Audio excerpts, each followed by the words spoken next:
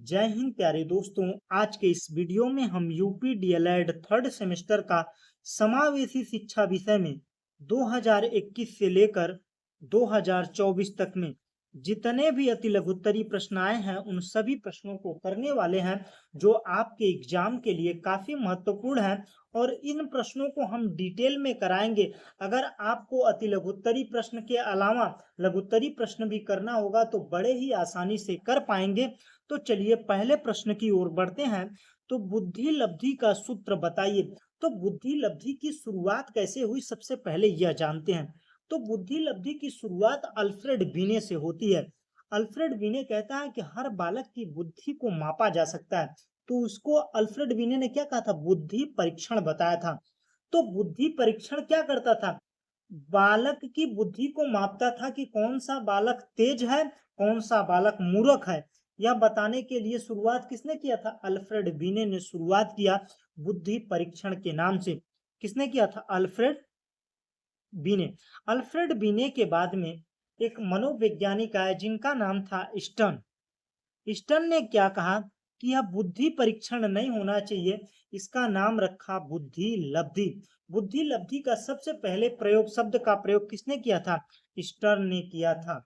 Stern ने किया बुद्धि लब्धि का प्रयोग और इन्होंने एक सूत्र दिया, मानसिक आय, मानसिक आय, मानसिक आय बटे वास्तविक आय, वास्तविक आय, वास्तविक आय। यह किसने सूत्र दिया, स्टर्न ने दिया। स्टर्न के बाद में आए टर्मन। टर्मन ने कहा यह बुद्धि लब्धि का सूत्र थोड़ा कम सही लग रहा है, मेरे हिसाब से बुद्धि लब्धि का सूत्र क्या होना चाहिए, मानसिक आयु बटे वास्तविक आयु गुणा 100। यह बात किसने कर दी, टर्मन ने कर दी। यह सारी चीजें क्लियर हुई। तो बुद्धि लब्धि परीक्षण का यह रहा इतिहास। अब जानते हैं कि बुद्धि लब्धि का सूत्र है क्या। तो सबसे पहले यह समझते हैं कि बुद्धि लब्धि है क्या। तो बुद्धि लब्धि एक मापक है। जैसे आप किसी भी वजन को मापते हैं, ठोस पदार्थ को मापते हैं तो किसमें मापते हैं, किलोग्राम में मापते हैं। तो कोई बालक मूर्ख है या तेज है, वो किसमें मापा जाता है, बुद्धि लब्धि में मापा जाता है। ये सारी चीजें क्लियर हुई, बुद्धि लब्धि क्लियर हुई। तो बुद्धि लब्धि का सूत्र क्या था, मानसिक आयु बटे वास्तविक आयु गुणा 100। तो बुद्धि लब्धि क्या है, एक स्केल है जिसके जरिए बुद्धि को मापा जाता है। तो बुद्धि लब्धि में टर्मन ने जो बात कही थी, मानसिक आयु बटे वास्तविक आयु। तो वास्तविक आयु, आइए इसको समझते हैं। कोई बालक है कक्षा मतलब 8 साल का है, कोई बालक है 8 साल का है, और लेकिन वो जो सवाल सॉल्व कर रहा है वो 10 साल के बच्चों के बराबर का सवाल सॉल्व कर रहा है। तो उसकी मानसिक स्थिति कैसी है, 10 साल के बच्चे के बराबर मानसिक स्थिति, 10 साल। वास्तविक आयु क्या है, मानसिक आयु क्या है, 10 साल की है, और वास्तविक आयु क्या है, 8 साल की है। तो इसकी बुद्धि लब्धि कितनी होगी, 4 दूना 8, 4 दूना 8, 4 पंचे 20, 2 पंचे 10, 25 पंचे 125। तो इसकी बुद्धि लब्धि कितनी आई, 125 आई। तो यह बालक क्या है, सामान्य बुद्धि लब्धि वाले बालक से तेज है। मतलब जो सामान्य बालक होते हैं उनकी बुद्धि लब्धि कितनी होती है, 90 से लेकर 110 बुद्धि लब्धि मानी जाती है सामान्य बालक की। तो लेकिन अगर इससे ज्यादा है तो क्या है, तेज बालक है। अगर प्रतिभाशाली बच्चे की बुद्धि लब्धि की बात की जाए तो 140 प्लस होती है। और जो मूर्ख बालक होते हैं, मूढ़ होते हैं, उनकी बुद्धि लब्धि 70 से कम होती है। यह सारी चीजें क्लियर होनी चाहिए। ये सारी चीजें मैंने क्लियर कर दी। बुद्धि लब्धि से अगर कोई भी सवाल आएगा तो आप बेझिझक कर पाएंगे। अब बढ़ते हैं अगले प्रश्न की ओर। तो अगला प्रश्न है, डाइट का पूरा नाम लिखिए। तो डाइट का फुल फॉर्म होता क्या है, डी से हो गया डिस्ट्रिक्ट, आई से हो गया institute of education and training, district, district institute of education and training. यह फुल फॉर्म किसका हुआ, डाइट का हुआ। लेकिन इसको हिंदी में क्या कहा जाता है, जिला शिक्षा और प्रशिक्षण संस्थान। जिला शिक्षा और प्रशिक्षण संस्थान किसको बोला जाता है, डाइट को बोला जाता है। और डाइट का काम क्या होता है, यह जो टीचर कार्यरत हैं, जो सरकारी विद्यालयों में पढ़ा रहे हैं, उनको प्रशिक्षित करना और नए टीचर तैयार करना और बालकों की देख रेख करना, बालकों को क्या कमी है स्कूल में, आवश्यकता है उसको प्रदान करना, यह किसका काम होता है, डाइट का काम होता है। यह सारी चीजें क्लियर हुई। बढ़ते हैं अगले प्रश्न की ओर। तो अगला प्रश्न है, सृजनात्मकता के प्रमुख तत्व बताइए। सबसे पहले सृजनात्मकता होती क्या है? रचनात्मकता जानते हैं, क्रिएटिविटी जिसमें होती है, जो बालक को बताया कुछ और जाए लेकिन वो कुछ अलग दिमाग लगाता है कि इसको ऐसे कर दें तब सर जी, पूछता है ना बालक, अगर पढ़ाने जाए तो पूछता नहीं सर अगर इसको ऐसे कर दें तो। वो क्या है? क्रिएटिव बालक है, सृजनात्मक बालक है। तो सृजनात्मक में प्रमुख तत्व क्या होते हैं? उस बालक में तत्व क्या होते हैं? मौलिकता होती है, नए और अनूठे विचार को उत्पन्न होना। मतलब मौलिकता होती है सृजनात्मक बालक में, क्या होता है? नए और अनूठे विचार उत्पन्न होते हैं। और प्रवाह की बात करें तो एक निश्चित समय में अधिक से अधिक विचार उत्पन्न करने की क्षमता होती है। सर ऐसा कर दें तो, सर ऐसा कर दें तो, सर ऐसा कर दें, ये किसमें होता है? सृजनात्मक बालक के गुण होते हैं। और उसमें क्या गुण होते हैं, क्या तत्व होते हैं? लचीलापन, लचीलापन, विचारों और दृष्टिकोणों में बदलाव लाने की क्षमता होती है। वो फ्लेक्सिबल होता है, अपने विचारों को तुरंत मोड़ता है। अगर इसको करके ऐसे कर दें तो हर चीज पर अपना प्रयास करता है। इस सवाल को ऐसे कर दें, सर इस सवाल को ऐसे कर दें, मतलब हर तरीके को आजमाता है। उसमें लचीलापन होता है और विस्तार से किसी भी चीज को डिटेल में जानना चाहता है, उसके बारे में पूरा ज्ञान रखना चाहता है। वो कौन सा बालक होता है? सृजनात्मक बालक होता है। सृजनात्मक बालक में ये सारी चीजें होती हैं। बढ़ते हैं अगले प्रश्न की ओर। तो अगला प्रश्न है, किन्हीं दो व्यक्तिगत बुद्धि परीक्षण के नाम लिखिए। व्यक्तिगत बुद्धि परीक्षण का मतलब है किसी एक समय में केवल एक ही पर्सन की बुद्धि परीक्षण करना ही क्या कहलाता है? व्यक्तिगत बुद्धि परीक्षण कहलाता है। और दो व्यक्तिगत बुद्धि परीक्षण पूछा है तो बीने साइमन बुद्धि स्केल परीक्षण, और कौन सा होता है? वेस्टलर्स एडल्ट इंटेलिजेंस स्केल। यह दो परीक्षण होते हैं जिसके जरिए व्यक्तिगत बुद्धि परीक्षण किया जाता है। कुल मिलाकर ऐसे समझिए जो आईएएस का इंटरव्यू होता है वो क्या होता है? व्यक्तिगत बुद्धि परीक्षण होता है। ये सारी चीजें क्लियर हुई। बढ़ते हैं अगले प्रश्न की ओर। तो अगला प्रश्न है, भारत सरकार द्वारा मानसिक स्वास्थ्य अधिनियम कब पारित किया गया था?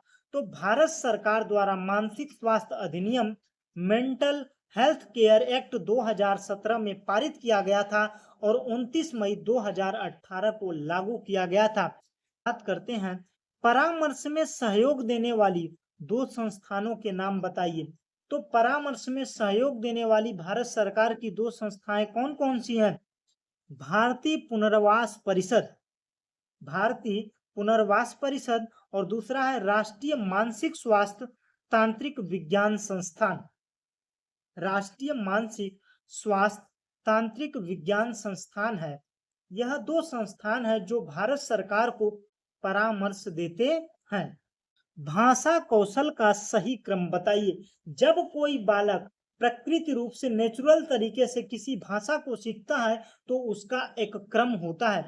भले ही कहा जाता है सभी को इंक्लूड करके सीखता है, लेकिन एक क्रम होता है। सबसे बालक पहले क्या करता है? सुनता है, सुनना होता है। उसके बाद में बालक बोलता है, बोलने के बाद में बालक पढ़ना सीखता है, और पढ़ने के बाद लिखना सीखता है। यह सारी चीजें होती हैं। तो मतलब एक क्रम के अनुसार होती है। इसे क्या कहा जाता है? सुबो, सुबो पली, सुबो पली। सुनना, बोलना, पढ़ना, लिखना, यही क्रम होता है किसी भी भाषा को सीखने का। बढ़ते हैं अगले प्रश्न की ओर। तो अगला प्रश्न है, an enriched curriculum for rapid learner पुस्तक के लेखक कौन है? An enriched curriculum for rapid learner पुस्तक के लेखक कौन है? होलिंगवर्थ हैं, होलिंगवर्थ। बढ़ते हैं अगले प्रश्न की ओर। तो अगला प्रश्न है, निर्देशन के दो उपकरण बताइए। तो निर्देशन के दो उपकरण, निर्देशन के दो उपकरण जानने से पहले यह जानिए कि निर्देशन है क्या। निर्देशन का मतलब होता है रास्ता बताना या मदद करना, ताकि जो मनुष्य निर्देशन ले रहा है वह अपनी समस्याओं का समाधान कर सके, अपने लक्ष्यों की प्राप्ति कर सके। मतलब कुल मिलाकर सहायता प्रदान करना। जब कोई व्यक्ति हमारी सहायता करता है तो क्या कहलाता है? निर्देशन कहलाता है। जब हम किसी से रास्ता पूछते हैं कि हमें वहां जाना है तो कहता है भैया सीधे चले जाइए, फिर लेफ्ट ले लीजिएगा, फिर वहां पहुंच जाएंगे। तो उसके द्वारा यह बताया गया, दिया गया सहायता क्या है? निर्देशन है। तो निर्देशन देने के दो तरीके हैं, एक है परीक्षण तरीका, एक है गैर परीक्षण तरीका। तो गैर परीक्षण तरीका में क्या होता है, बुद्धि परीक्षण के जरिए, अभिरुचि परीक्षण के जरिए क्या किया जाता है, निर्देशन दिया जाता है। तो ये उपकरण क्या है, जिनका इस्तेमाल करके हम निर्देशन देते हैं, वही क्या कहलाते हैं, उपकरण कहलाते हैं। तो परीक्षण उपकरण में बुद्धि परीक्षण, अभिरुचि को जानकर हम निर्देश देते हैं, और एक होता है गैर परीक्षण तकनीकी। किसी को निर्देश देने से पहले क्या करते हैं, हम अवलोकन के जरिए या जान लेते हैं कि उसको निर्देशन की जरूरत है कि नहीं। साक्षात्कार, क्लास में पढ़ा रहे हैं, उससे प्रश्न पूछकर जान सकते हैं कि उसको निर्देशन की जरूरत है कि नहीं है। एक प्रश्नावली, तो प्रश्नावली के जरिए भी हम निर्देशन को समझ जाते हैं। तो यह निर्देशन के दो उपकरण रहे, एक परीक्षण हुआ, एक गैर परीक्षण तकनीक हुआ। बढ़ते हैं अगले प्रश्न की ओर। तो अगला प्रश्न है परामर्श के 4 गुण बताइए। परामर्शदाता के 4 गुण या परामर्श के 4 गुण बताइए। तो परामर्श है क्या, सबसे पहले इसको समझते हैं कि परामर्श है क्या। परामर्श वह प्रक्रिया है जिसमें उस व्यक्ति को जो समस्या है, उसके विशेषज्ञ द्वारा जो सहायता प्रदान की जाती है, जो सुझाव दिया जाता है, वो क्या कहलाता है, परामर्श कहलाता है। जो निर्देशन होता है, वो कोई भी व्यक्ति हमारे बराबर क्या या हमसे सीनियर दे सकता है निर्देशन, लेकिन जो परामर्श होता है, हमें जो समस्या है, उस समस्या का जो विशेषज्ञ होता है, वही परामर्श देता है। तो परामर्शदाता में 4 गुण होने चाहिए। परामर्श का क्या होना चाहिए गुण, परामर्श विश्वसनीय होना चाहिए, परामर्शदाता पर विश्वास किया जा सके। परामर्शदाता जो बता रहा है, अगर वो विशेषज्ञ है तो जो भी चीजें बोलेगा वो सही बोलेगा, विश्वसनीय होगा। योग्यता, परामर्शदाता के पास आवश्यक ज्ञान और कौशल होना चाहिए। मैंने पहले बताया ना, परामर्शदाता क्या होता है, जो हमें समस्या है उसका विशेषज्ञ होता है, उसको ज्ञान होना चाहिए। और क्या होना चाहिए, नैतिकता होनी चाहिए। परामर्श में नैतिक सिद्धांतों का पालन करे। जो भी व्यक्ति परामर्श दे रहा है उसमें नैतिकता का गुण होना चाहिए। इसके अलावा उसमें गोपनीयता होनी चाहिए कि जिससे हम परामर्श ले रहे हैं वो हमारी बातों को गुप्त रखेगा। और उसके अलावा अच्छा परामर्शदाता एक अच्छा लिसनर होता है, सुनने वाला होता है, जो हमारी समस्याओं को समझता है और एक फ्रेंड की तरह हमारी सहायता करता है और उस समस्या का हल प्रदान करता है। अब बढ़ते हैं अगले प्रश्न की ओर। तो समूह परामर्श क्या है, समूह परामर्श क्या है। समूह परामर्श एक ऐसी प्रक्रिया है जिसमें प्रशिक्षित परामर्शदाता एक ही समय में कई व्यक्तियों के साथ काम करता है, मतलब एक ही समय में कई लोगों को परामर्श देता है जो समान चुनौतियों या लक्ष्यों को साझा करते हैं। मतलब कुल मिलाकर जिनकी एक ही समस्या है, तो परामर्शदाता क्या करता है, सभी को एक साथ वही राय देता है। वही क्या है, परामर्श, समूह परामर्श है। इसका उद्देश्य सदस्यों को एक दूसरे से सीखने और समर्थन प्राप्त करने का अवसर देना होता है। परामर्श में सभी की समस्या एक होती है, तो परामर्शदाता एक ही प्रकार का परामर्श सभी को देता है एक साथ। बढ़ते हैं अगले प्रश्न की ओर। छात्रों को निर्देशन प्रदान करने के लिए 2 विधियों का नाम बताइए। तो छात्रों को निर्देशन प्रोवाइड करने के लिए 2 विधियां कौन कौन सी हैं। एक व्यक्तिगत निर्देशन है। व्यक्तिगत निर्देशन उसे कहा जाता है किसी भी बालक को स्पेशली खड़ा करके उसे राय दिया जाए, उसकी जो जिस लक्ष्य पर वो जाना चाहता है उसको बताया जाए कि इस तरीके से उसका मदद किया जाए कि वो अपने लक्ष्यों को प्राप्त कर सके, अपनी समस्याओं को हल कर सके। वो क्या होता है, व्यक्तिगत निर्देशन। सामूहिक निर्देशन, इसमें छात्रों को एक समूह को एक साथ जानकारी और मार्गदर्शन दिया जाता है। मतलब कुल मिलाकर निर्देशन देने वाला क्या काम करता है कि एक समूह को पूरा निर्देशन देता है कि आप अपने लक्ष्यों को कैसे प्राप्त कर सकते हैं, आप अपनी समस्याओं को कैसे हल कर सकते हैं, आप जो पाना चाहते हैं उस लक्ष्य तक कैसे पहुंच सकते हैं। यह सामूहिक निर्देशन क्लास में दिया जाता है। लेकिन अगर बालक कोई कमजोर है, उसे कौन सा निर्देशन दिया जाएगा, व्यक्तिगत निर्देशन दिया जाएगा। बढ़ते हैं अगले प्रश्न की ओर। तो अगला प्रश्न है, शैक्षिक लब्धि से आप क्या समझते हैं। शैक्षिक लब्धि से पहले आप लोगों ने पढ़ा था बुद्धि लब्धि।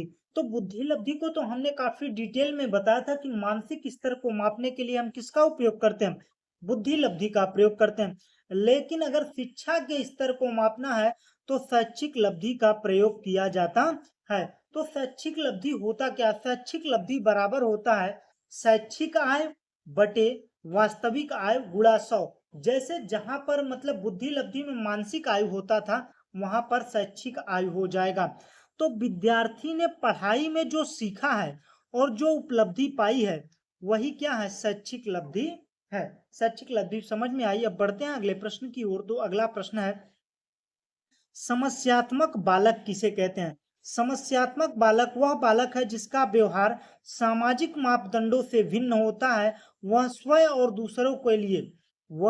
और दूसरों के लिए समस्या खड़ी कर देता है, पैदा कर देता है। वो क्या कहलाता है? समस्यात्मक बालक होता है। मतलब ऐसे समझिए कि ऐसा बालक जो क्लास में समस्या पैदा करता, खुद को परेशानी में डालता ही है, लेकिन साथ ही साथ और बच्चों को परेशानी में डाल देता है। उसका आक्रामक व्यवहार, झूठ बोलना, चोरी करना, ये सब उसके किसके लक्षण? समस्यात्मक बालक के लक्षण हैं। बढ़ते हैं अगले प्रश्न की ओर। तो अगला प्रश्न है, विद्यालय निरीक्षण के प्रकार बताइए। तो विद्यालय निरीक्षण के प्रकार कई हैं, लेकिन उनमें से दो की बात करते हैं। पहला है आकस्मिक निरीक्षण, दूसरा है नियमित निरीक्षण। आकस्मिक निरीक्षण कब होता है? जब कोई अधिकारी आकर आकस्मिक तरीके से विद्यालय की देख रेख करता है, निरीक्षण करता है, तो क्या होता है? आकस्मिक निरीक्षण होता है। और नियमित निरीक्षण, पूर्व से ही, पहले से ही पता होता है कि वह कब अधिकारी आएंगे और कब कब चेक करेंगे। वो कैसा होता है? नियमित निरीक्षण होता, वह नियमित निरीक्षण होता है। लेकिन यहाँ पर जो दिए गए हैं, यह पर्यवेक्षण है। पर्यवेक्षण, पर्यवेक्षण, निरंकुश सत्तावादी पर्यवेक्षण। निरंकुश सत्तावादी पर्यवेक्षण वो होता है कि जैसे प्रिंसिपल किसी से राय विचार नहीं लेता है, जो मन में आता है वो नियम विद्यालय पर लगा देता है। वो क्या है? निरंकुश सत्तावादी पर्यवेक्षण है। और लोकतांत्रिक पर्यवेक्षण क्या होता है कि सभी की राय लेने के बाद में जो पर्यवेक्षण किया जाता है, वो क्या है? लोकतांत्रिक पर्यवेक्षण है। यहाँ पर मैंने निरीक्षण भी क्लियर कर दिया, पर्यवेक्षण भी। बढ़ते हैं अगले प्रश्न की ओर। तो अगला प्रश्न है, परामर्शदाता के दो गुण बताइए। जिससे आप परामर्श ले रहे हैं उसमें कौन कौन से गुण होने चाहिए? परामर्श में सहानुभूति होनी चाहिए, वह हमारी बातों को सुने, उस दर्द को महसूस करे, उसमें सहानुभूति होनी चाहिए। और कौन सा गुण होना चाहिए?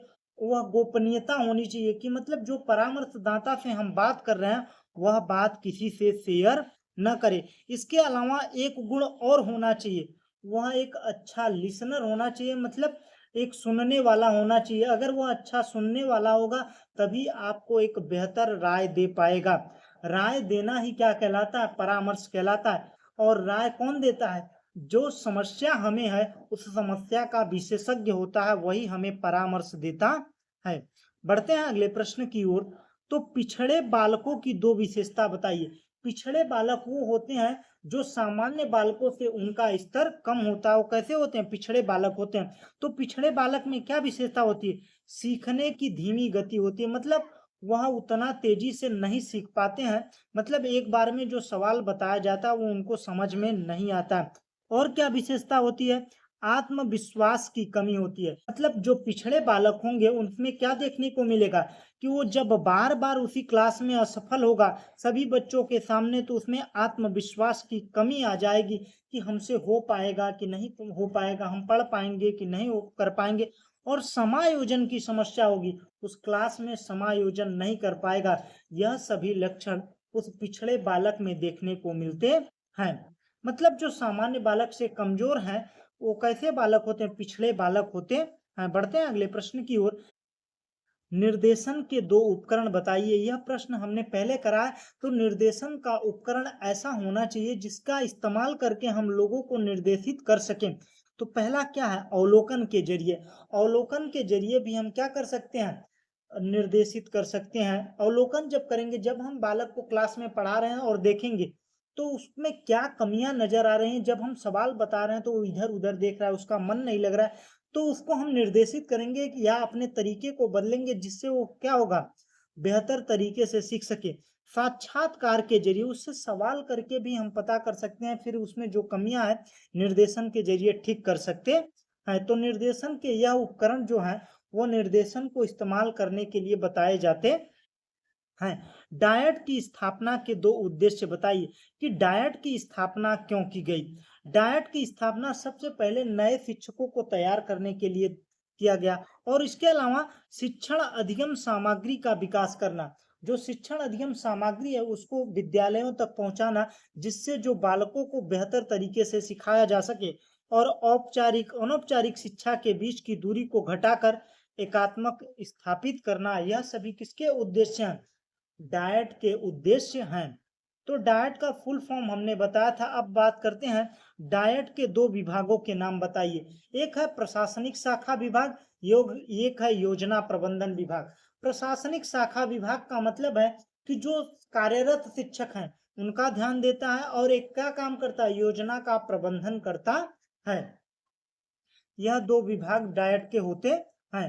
अब बात करते हैं पर्यवेक्षण के दो प्रकार बताइए। तो पर्यवेक्षण के दो प्रकार कौन कौन से हैं? निरंकुश सत्तावादी पर्यवेक्षण, ऐसा पर्यवेक्षण जैसे प्रिंसिपल हुआ, आया, किसी से राय विचार नहीं लिया, ये नियम लगना चाहिए विद्यालय में, वो क्या है? निरंकुश सत्तावादी पर्यवेक्षण है। लोकतांत्रिक पर्यवेक्षण वो होता है कि सबसे राय विचार लिया जाएगा सभी टीचरों से, तब उसका पर्यवेक्षण किया जाएगा। बढ़ते हैं अगले प्रश्न की ओर। तो अगला प्रश्न है, शारीरिक दक्षता का क्या तात्पर्य है?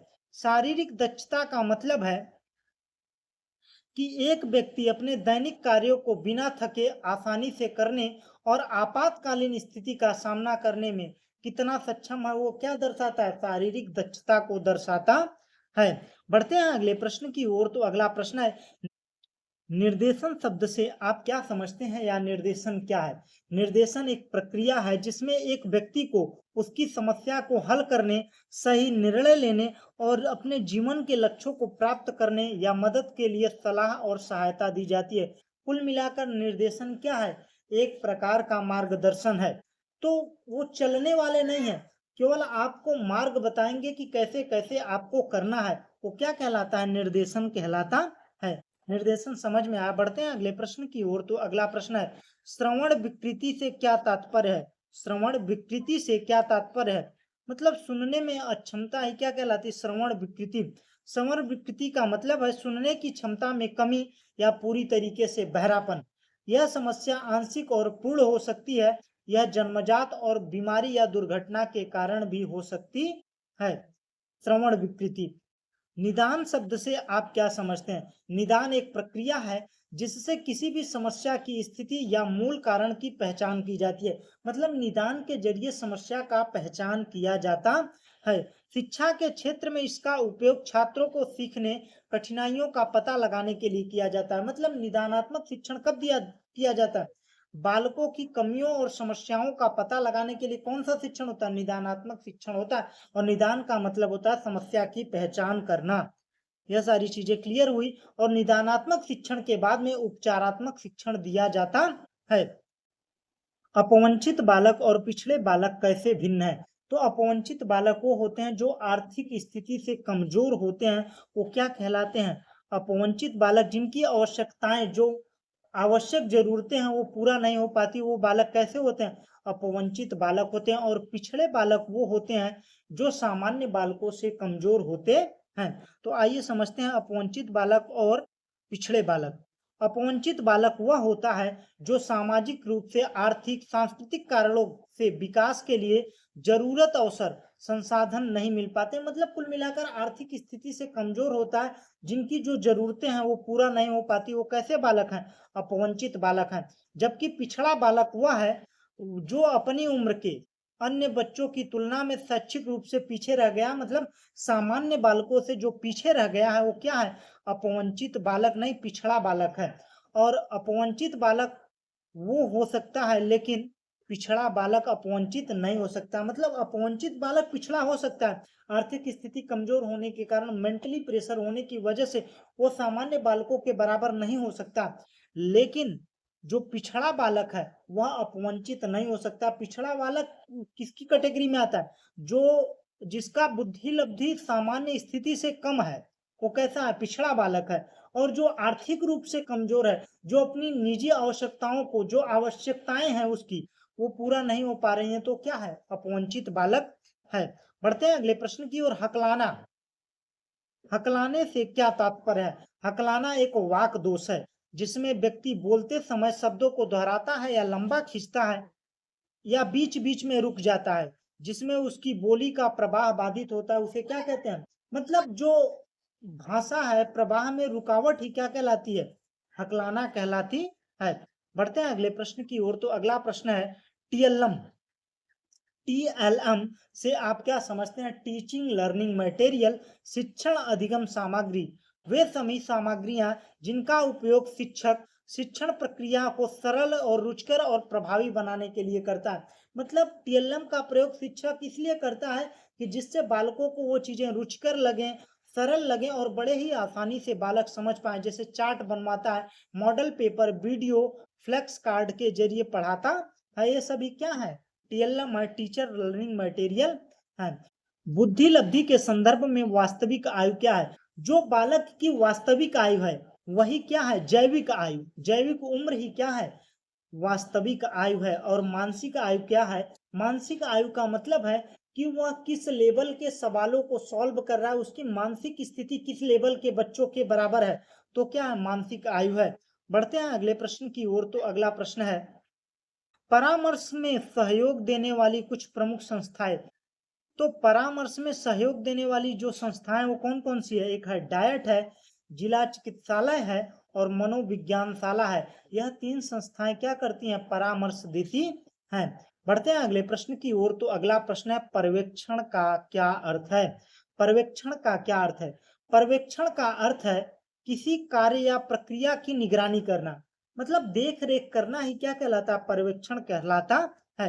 निरीक्षण का मतलब ये होता है देख रेख करना, उसे निर्देशित करना या सुनिश्चित करना कि वह सही ढंग और प्रभावी रूप से हो रहा है।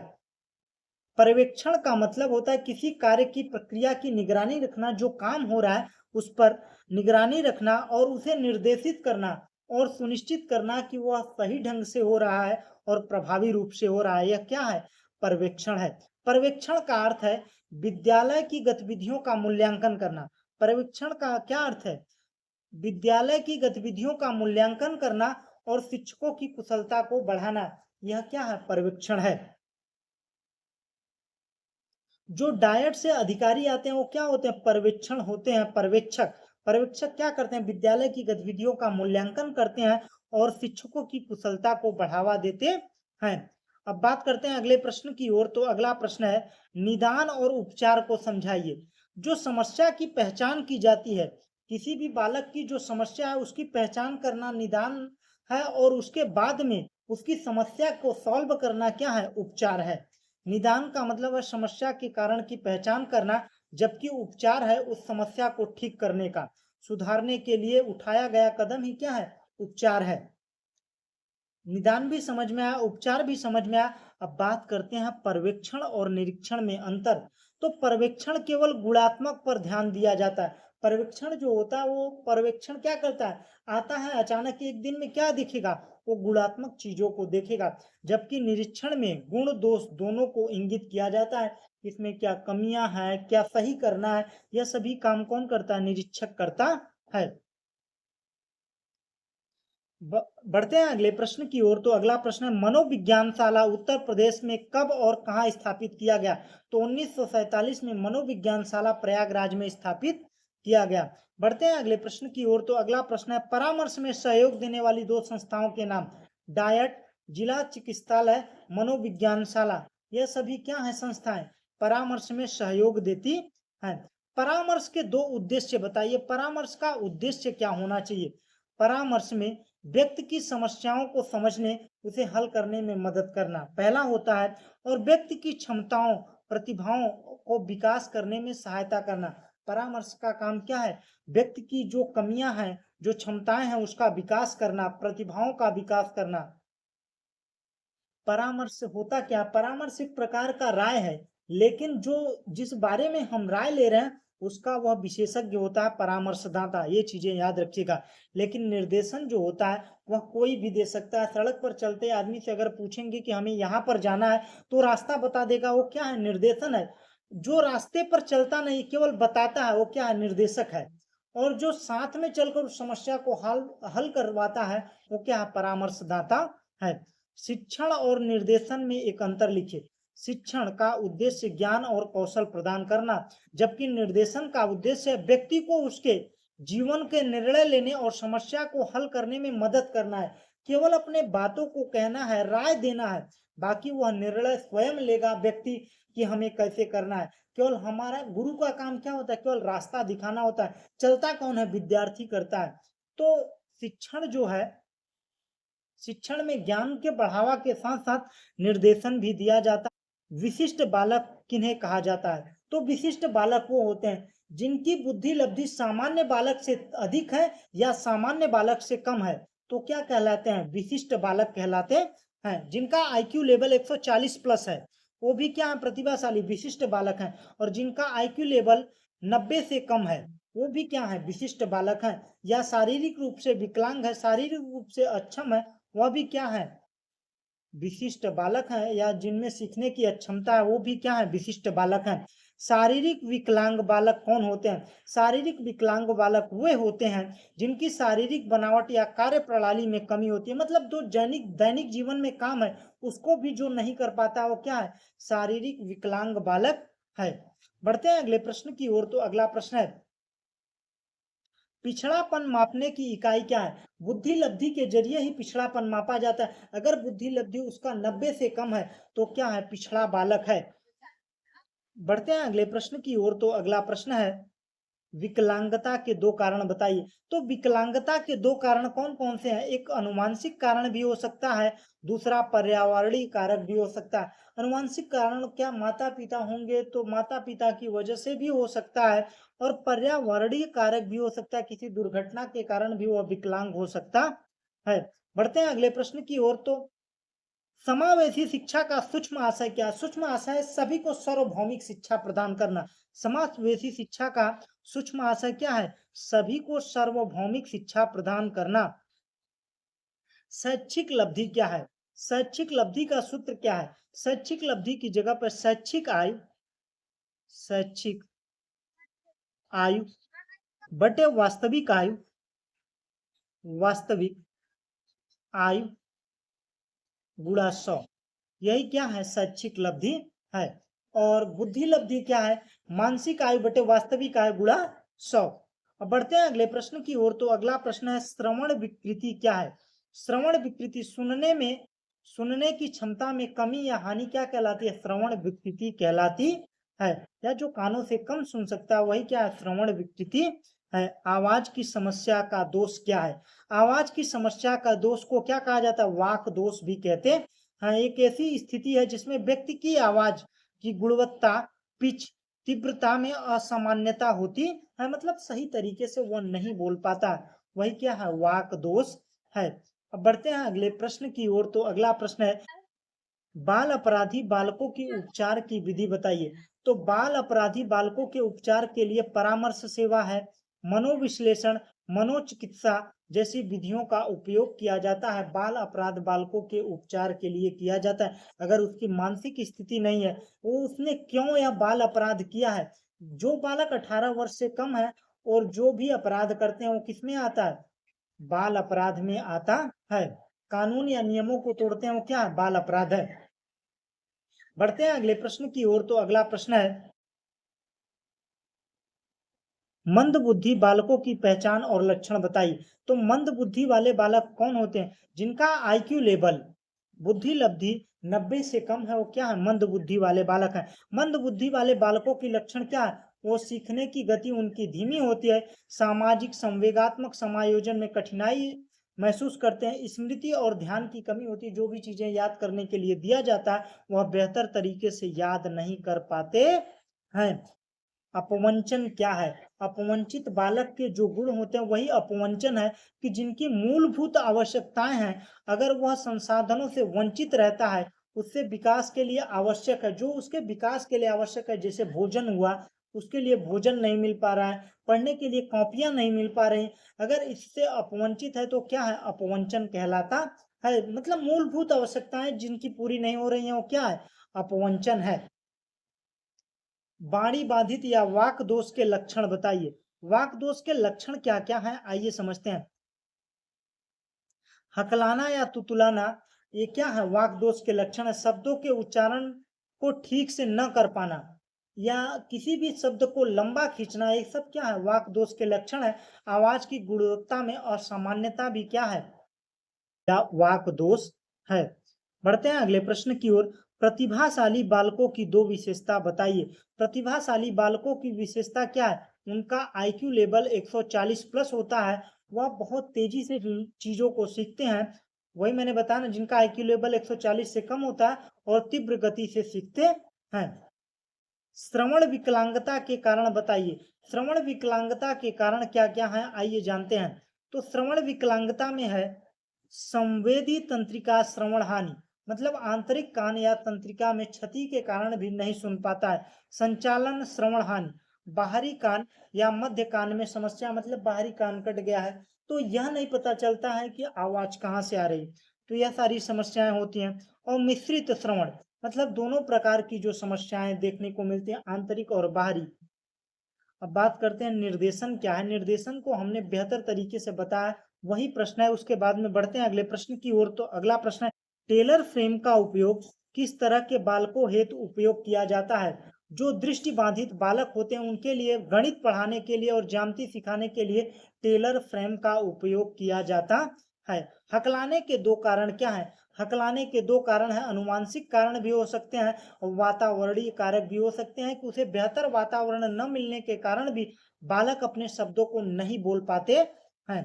समावेशी शिक्षा की दो विशेषता बताइए। समावेशी शिक्षा का मतलब है बिना किसी भेदभाव के सभी को एक साथ शिक्षा प्रदान करना ही समावेशी शिक्षा है।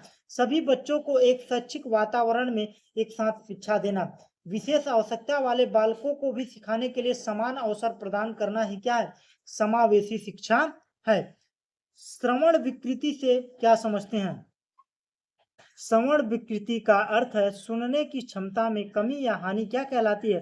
श्रवण विकृति कहलाती है। निर्देशन के दो प्रमुख उद्देश्य लिखिए। तो निर्देशन के प्रमुख उद्देश्य क्या क्या है? छात्रों को सही कैरियर पथ चुनने में मदद करना और व्यक्तिगत सामाजिक समायोजन में सहायता प्रदान करना, यह निर्देशन के उद्देश्य होते हैं। वाक दोष के प्रकार बताइए। तो वाक दोष के कई प्रकार हैं। सबसे पहले उच्चारण दोष आता है।